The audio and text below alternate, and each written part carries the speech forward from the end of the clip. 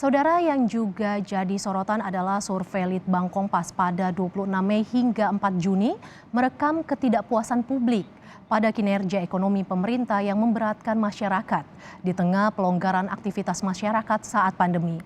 Masalah pada rantai pasokan bahan pangan dan juga naiknya harga-harga yang menopang ekonomi rumah tangga seperti gas LPG diduga jadi penyebab turunnya tingkat kepuasan publik terhadap pemerintahan Joko Widodo.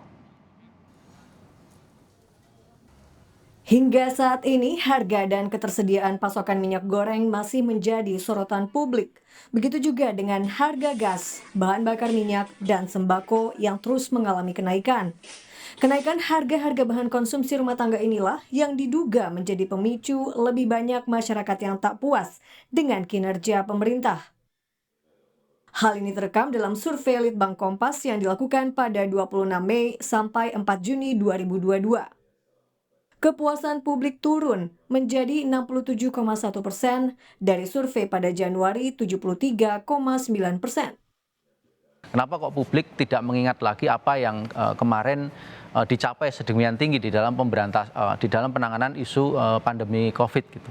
Nah, kita harus lihat bahwa pada saat yang bersamaan ketika ekonomi sudah mulai dibuka kembali, pada saat itu beban masyarakat tinggi, tetapi justru memang kenaikan harga satu dan lain hal itu terjadi baik karena problem di dalam negeri, misalnya minyak goreng karena tata laksana, maupun juga karena problem BBM karena ada harga minyak dunia. Jadi ini memang sesuatu yang kebetulan bertemu sehingga membuat publik melihat bahwa situasi sekarang ini menjadi lebih sulit gitu.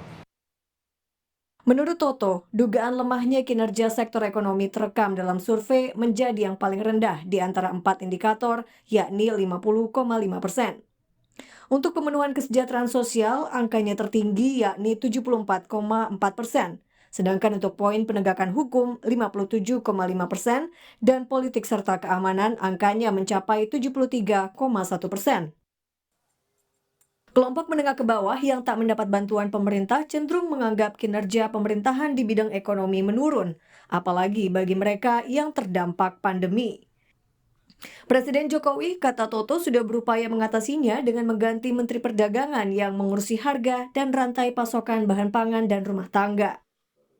Apapun yang harus dijaga di dalam masyarakat kita karena komposisi masyarakat kita dalam hal penghasilan, komposisi masyarakat kita dalam hal sosial ekonomi, dalam hal pendidikan itu kan mayoritas masih di bawah, bukan menengah lagi, masih menengah bawah, apalagi dengan inflasi dan juga berbagai kenaikan harga maupun penurunan pendapatan karena problematik dampak dari pandemi kemarin, banyak PHK, banyak merumahkan, kemudian banyak pemotongan gaji dan seterusnya.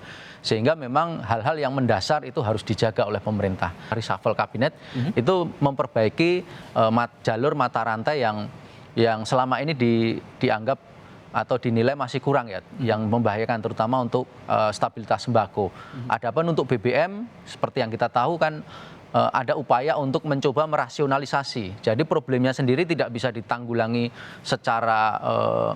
secara tuntas karena itu juga terkait dengan harga minyak dunia, tetapi apa yang bisa diakomodasi, misalnya tentang BBM Pertamax itu hanya untuk kelas menengah misalnya, lalu Pertalite itu harus beli dengan aplikasi misalnya. Usia pemerintahan Joko Widodo tinggal 2 tahun lagi.